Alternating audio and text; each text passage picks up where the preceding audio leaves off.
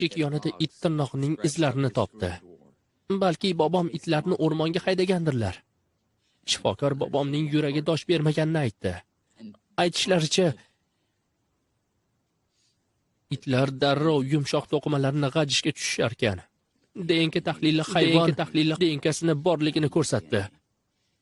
Shu sababli ish yopildi. Boboyni juda yaxshi ko'rar ekansan. Juda ham yaqin ekansizlarda. Puerto Rico. Mana bu yerda. Bu yerda suv shu'lalanadigan ko'l bor. Yashirin yer osti yo'li ham bor. Maxluqlardan o'sha yerga yashiringanman. Meni ko'pincha bobom bilan qoldirishardi.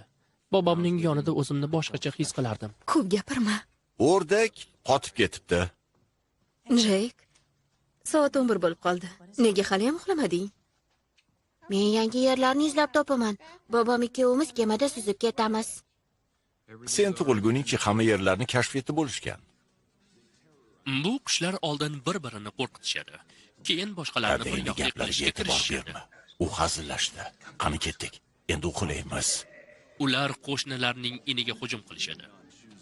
Ular tanlab o'tirishmaydi. Ovqat touchdown Florida. Qanaqangi o'yini? Ertak aytib bering. Har doimgisini? Ha. Hop, mayli. Qadim zamonda bir bola yashagan ekan. Suratlarni ko'rsatmaysizmi? Hozir.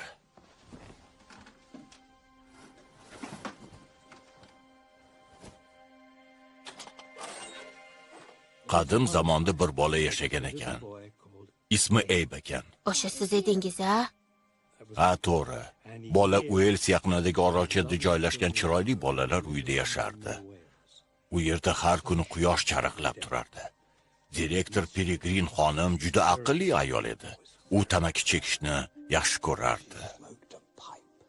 Va qushga aylanardi. O'sha uyda g'aroyib bolalar yashashardi. Masalan, Bronwyn va Viktor. U 10 ta erkakdan kuchliroq edi. Hugh'ni qorinda asallarlar yashashardi. Emma-chi, u uchishni bilardi-ku. U havodan ham yengilroq edi.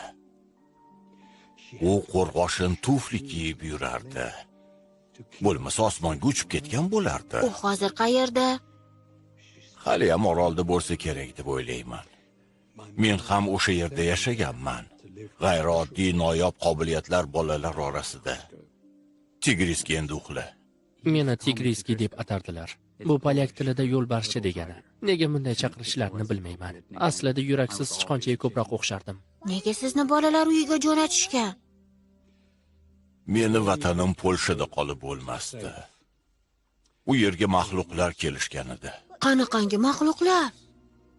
Ulkan, uzun qo'llari bor, ko'zi yo'q. Ularni paypaskichlari bor edi. Eng qizig'i, uzoq vaqtgacha bobomning ertaklariga ishonardim. Bu milliard, u ko'rinmas odam.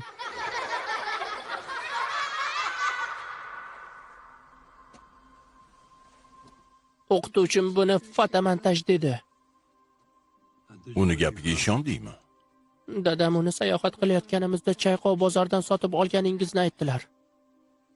Tigriski, seni hech qachon aldamaganman. Ammo aldadingiz-ku. Uy haqida